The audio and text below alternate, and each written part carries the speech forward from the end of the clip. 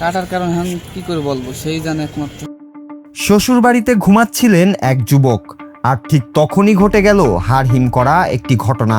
পরকীয়ার অমূলক সন্দেহ থেকে ঘুমের ঘোরেই স্বামীর ধারালো অস্ত্র দিয়ে নারকীয় হামলা চালালেন খোদ নিজের স্ত্রী। নড়াইলের লোহাগড়ায় ঘটে যাওয়া এই ভয়ঙ্কর কাণ্ডে রক্তভেজা অবস্থায় জীবন বাঁচানো ওই স্বামীর আত্মচিৎকারে তোলপাড় পুরো এলাকা। দম্পতির মধ্যকার সামান্য সন্দেহের জেরে স্ত্রীর এমন চরম ও নির্মম পদক্ষেপে এখন স্তম্ভিত সচেতন মহল। নৃশংস এই ঘটনাটি ঘটেছে নড়াইল লোহাগড়া পৌরসভার গোপীনাথপুর গ্রামে। ভুক্তভোগী রুবেল শেখ পেশায় একজন ভাঙাড়ি ব্যবসায়ী। দাম্পত্য জীবনের মাত্র 2 বছরের মাথায় পরকীয়া সংক্রান্ত সন্দেহ নিয়ে প্রায়ই কলহ লেগে থাকত স্বামী স্ত্রীর মধ্যে।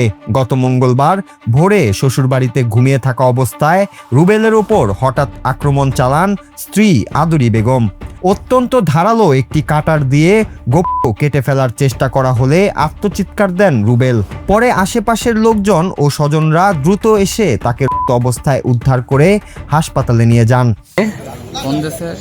ফোন দিয়ে বলতেছে যে তুই যদি এখন না আসিস মরে যে ভিডিও করে বানায় রাখবো, এই যে বাপ মারে ফাঁসাই দেবো। রাত্রিবেলা আমি আসলাম, ওই রাত্রিবেলা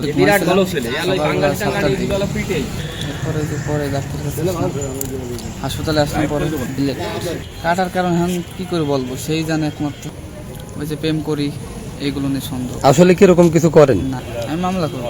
স্বজনরা অবস্থায় রুবেলকে লোহাগড়া উপজেলা স্বাস্থ্য কমপ্লেক্সের জরুরি বিভাগে ভর্তি করালে চিকিৎসকেরা তার ক্ষতস্থানে আশঙ্কাজনক অবস্থায় 8টি সেলাই প্রদান করেন।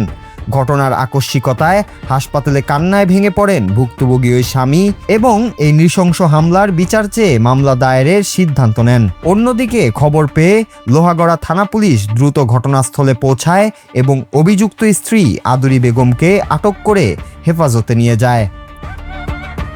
এদিকে পারিবারিক বিরোধের জেরে স্ত্রীর এমন লোমহর্ষক কাণ্ডের খবর ছড়িয়ে পড়তেই সামাজিক যোগাযোগ মাধ্যমে বইছে তীব্র সমালোচনা ও ক্ষোভের ঝড়। পুলিশ জানিয়েছে অভিযুক্তের বিরুদ্ধে আইনি প্রক্রিয়া ও মামলা গ্রহণের কাজ চলমান রয়েছে।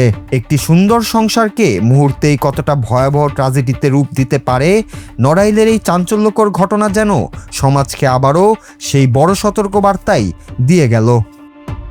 নূর Raju, Bangla TV news desk.